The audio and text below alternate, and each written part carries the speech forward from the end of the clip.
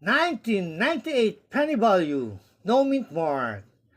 The 1998 penny with no mint mark, under the date was struck at the Philadelphia Mint, which produced 5,032,155,000 Lincoln pennies that year.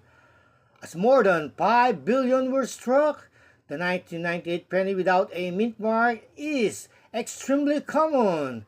Therefore, unless your 1998 penny is uncirculated, was never spent as money, or has some kind of error or variety, it is worth only face value. These pennies are safe to spend.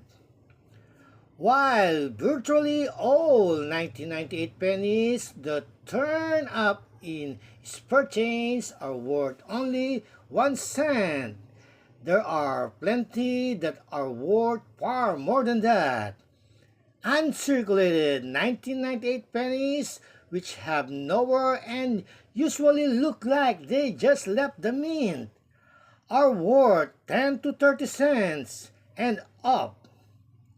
You can find these like new 1998 pennies in rolls from the bank and in United States Mint uncirculated sets. The most valuable 1998 penny without a mint mark was graded MS69RD by Professional Coin Grading Service and sold for $5,800 in 2020.